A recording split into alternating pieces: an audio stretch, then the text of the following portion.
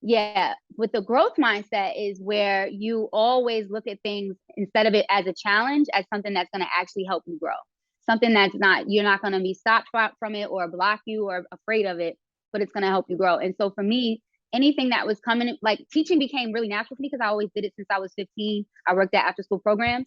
But when things became challenging, I didn't know that I was shutting down because of my own fixed mindset. I didn't know until I started reading and figuring out that language, therapy, things like that. So that's stuff that I want to make sure that college students know, because I don't know if we're giving them that language young enough. Like you shouldn't have to get it from theory. You should get it now. Is there a version of a fixed mindsetter who is kind of like the bridge, like is like in the middle, where they like made their initial response to something is the fixed mindset, but they've worked on themselves enough to where they can at least get past that with a little time and then work around it? Yeah, that's exactly the process of it, where you just recognize it when it happens and then move forward from it. Because you're still going to have those moments. Our brains are just wired to do repetitive things. So you're going to have those moments where you're like, oh, shoot, that was my fixed mindset. Let me jump right out of that. And I mean, Girl, you just gave anything me is some changeable. language for a conversation. Yeah, and There's a just conversation that's gonna be YouTube her, had. YouTube her video. You Fixed could get her. mindset. What do you think actually? I mean, because I haven't read, this woman's work, but this woman's work.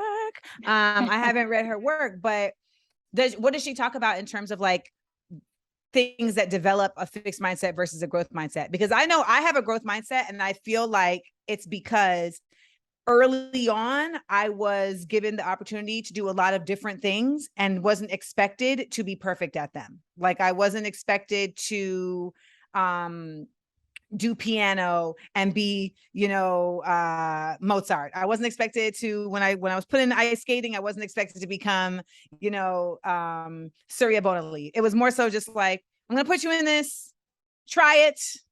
If you fall or whatever, like it's not that deep. And when people ask me like, Amanda, like you seem so willing to try new things, like you seem so fearless. I'm like, well, I think it's just because like everything that I've tried to do, it was always kind of just looked at like, oh, that's the thing that you were doing until you did this next thing, versus like, that's the thing you failed at. Well, that's it. So you lived in the process of having a growth mindset, and it does come from childhood. When you have a fixed mindset, someone is using language with you, which one of the most detrimental languages or words we can use is smart. When you tell someone they're smart, telling the kids they're smart instead of I have saying a you have whole company called Smart Funny in Black. I know that's No. okay. No, that's okay. That really does give us confidence. Trust me. Don't worry. You're good with it. Okay. And that's needed to be said. It's needed. We need those words together. Like we do. We know that. And so, but moving back to the other conversation, to using other language like your academic ability is growing or you're academically capable. So helping people to see like that the certain labels put you in a fixed mindset versus growth mindset. You described being able to just do you, and that's really what it is. If you put yourself in spaces where you can just be free to fail forward, that's where you're just giving yourself that growth mindset. But the fixed mindset comes in where we're putting blockages on ourselves and thinking we can't go higher than these ceilings.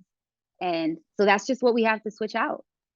And And it we does see come it so from often with like Black children, right? We see it so often. So for instance, like I have, we do an internship with Smart Funny in Black every year. And part of our goal with the internship is to create an environment where you're learning without consequence. Because oftentimes when Black folks are in like spaces like where we are not the majority and it's like one or two of us, like intrinsically you feel like I have to be perfect here or else they're not going to show me the regard or they're not going to show me the respect. And then you're also treated that way, right? Like it's not even just some imposter syndrome thing that you're making up. You're also treated like you better nail it. And if you don't nail it, it's like it's a reflection on like you, your family, your legacy, your community, et cetera, et cetera. And so it creates this fixed mindset of like, if I cannot do it perfect, I won't do it. And then when we don't have that freedom to try, we can't learn. Like that's you learn from failing.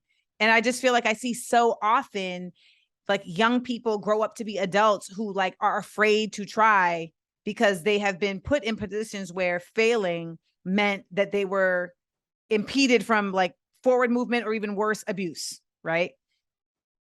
I You're mean, nailing it. You're nailing it. That's literally what she wrote in like chapter 3. Like you, damn, yo, yeah, I be you're nailing knowing. it. I You be do. knowing. That's it. That's the jingle.